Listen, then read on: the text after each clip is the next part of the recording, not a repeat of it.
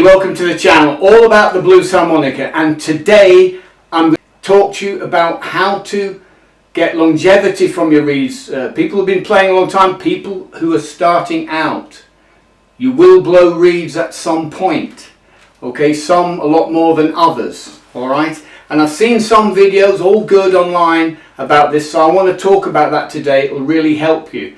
Alright, yes, I've got dark glasses on when I'm not playing. I like to play in dark glasses in just about everything I do. Even as a jazz saxophonist, I've always done it. I'm wearing them for the tutorial today, a little slightly darker, because I've just had a 400-mile drive that I've driven through the night. And I don't see any point in going to sleep the next day. I just carry on. I'm used to doing things like that. So, but I do look like death warmed up, alright? So, that's why usually we wear these, alright? Okay, so back to it. So, you know, when we play the blues harmonica, and once you start learning, if you come to me or come to anybody, starting out, been doing it a long time, you're going to put stress on the reeds. The reeds are going to get stressed. It's part of the game of how we get around this little gem, right?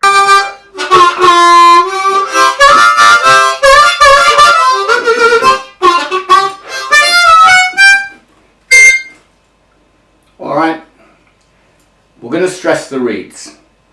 When you're learning, obviously, you'll probably blow out a lot more than somebody who's experienced. I've got a technique, I've seen other people do this, and it's something we do in woodwind all the time. As a jazz saxophonist, whether you were a trumpet player, whatever, there's something you do. People don't mention on this, and I'm going to share that with everybody today, because it will facilitate you in getting more longevity out of your reeds. So I will talk about that slightly later on.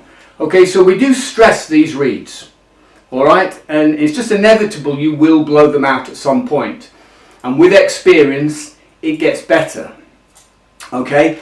And as you develop in your first 2 or 3 years, it's a good idea. Yeah, you probably go and just buy other harps. We all do it, of course, and you need the experience of trying different things anyway, but at the same time, you know, you should learn to do basic setups that I show students who are interested in that, and I show them. It's all part of the lessons I do, because you should know how to, for example, get in. Here's a harp that's I retired probably last year or the year before. I've probably kept it because I've probably either done a really nice video on here, or it was a session I did for somebody years ago, whatever. But I keep the old ones to work on, because you can work on the old ones, so that when you go on to the one you need to work on, you know how much you're going to give it to sort it out, okay? And so as you can see, you know, I mean, in the past I've actually drilled through these and hung it up. I've you know, when I retired it was so, I think in this case a reed actually blew completely and I couldn't repair it. So, you know, you can go a lot of way with this, but even on the basics, it's so important to know. And the reason is because if you send your harmonicas to a customizer, that's all great. I'm all for that if that's what you want to do. You see a lot of beginner people doing it, and I don't understand why. Because it's going to be further on down the road before they're in a position to need all those positions and techniques anyway. I used to see it as a saxophonist all the time, people spending 4, 5, 6 and 7 grand on stuff that they didn't need to do. But hey, it was a business, wasn't it? It's a business. You know, as a jazzer, we know how to get around stuff. Excuse me. So, you know, so basically, there's the reeds that they're shot, and as I say, I sometimes keep a few for posterity. I keep old ones to work on. It's something that you should do. And for example, here, these are 2 marine band amps that had this one a few years, this one about a year, and this 5 completely blew out. But listen, I managed to save it, retune it, and then retune the whole thing. And one thing I do show guys is how to, the first thing that goes, even if you're not blowing them out, is sometimes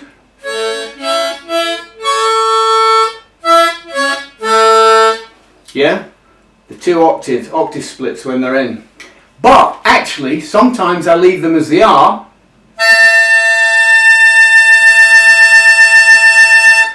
Because if you listen to that split at the top on 10, I'm getting an automatic oscillation on it without me having to do anything, which can be very useful through a microphone, depending on what you're playing. So I might have, by accident, I might have it set up like that and leave it like that.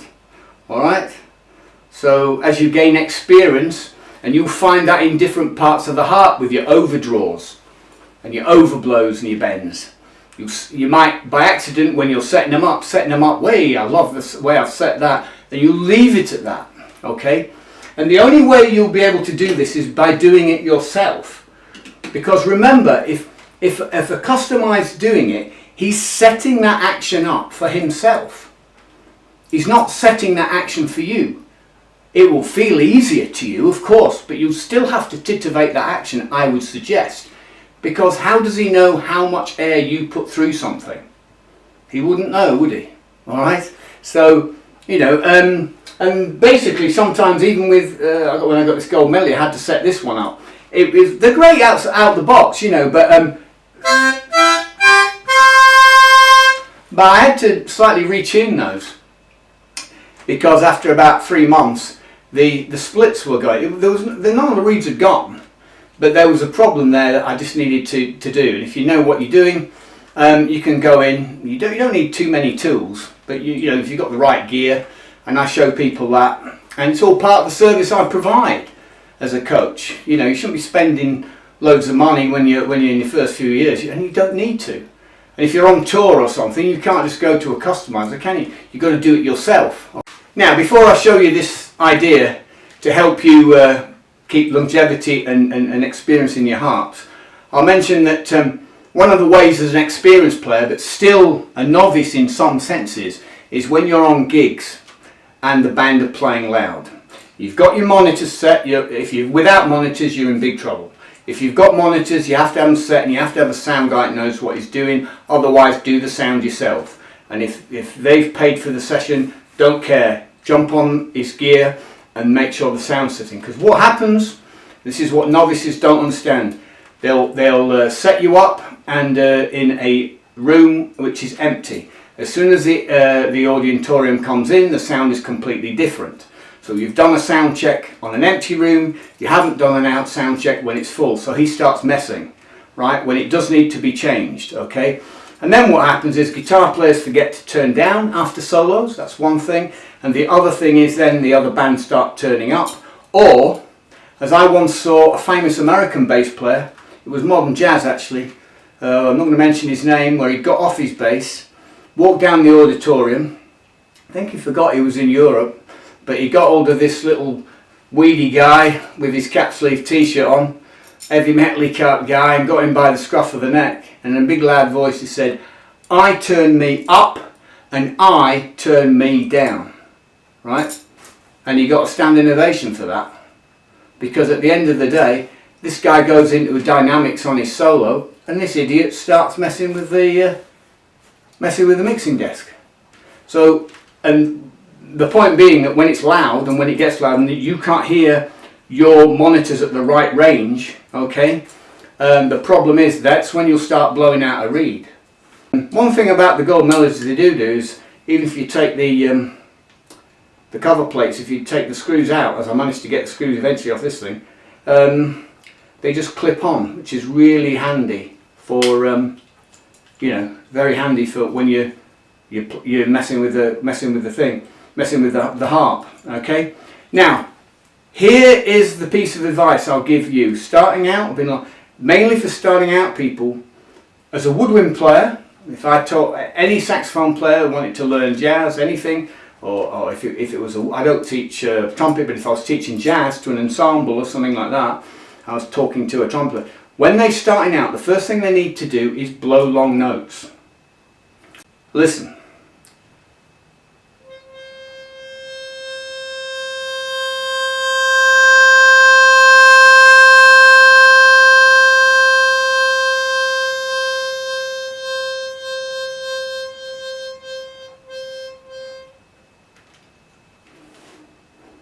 Alright, now that was on just blowing a C, okay, and we blow predominantly from a diaphragm. I've got a video on how to blow from the diaphragm. If you can't find it, I'll try and put it in the description, but you'll have to troll back right through my videos, some early ones, okay? We don't 100% use the diaphragm. Trumpet players, yes. Sax players, 80 to 85% if they're, it depends what you're doing, it depends where you're taking the pockets of air from. When somebody tells you that they're only using the diaphragm on the harmonica, then they don't know what they're talking about, right? Because it depends. You might only be using the cavities in this part of the mouth in order to get harmonics or sounds beyond, particularly on overdraws and within the chambers of that. Alright, you won't be using it. There is one reason why you use the diaphragm, and that's to keep a constant tone, it won't waver. But I've done that in another video. Okay, now if you start employing that when you're first starting out, it will give you an idea of how much you're putting through the instrument. So when you start learning to bend, I've got a video on that and how to do that. My way to get you there really quick. Or take a lesson from me on that, I'll get you doing it in no time at all. It's not a difficult thing to do. Just got to apply yourself in a certain way. And my idea is slightly different. Okay, but you've got to know, because you need to know where you are going to be centering the sound. At full power, at very coming in power, and centering the sound. You need to know those 3 points. And the earlier you start understanding that, when you're learning to get way around tunes and licks and all the rest of it, the better it is, and your harmonicas will last longer. As I said before, you will blow them out, of course you will, and through the fullness of time you just buy another one, but keep the old ones, because that's where you're going to get experience from the old ones. As I say, this one I had 4 years ago. This was completely gone, absolutely shot to pieces. Now listen,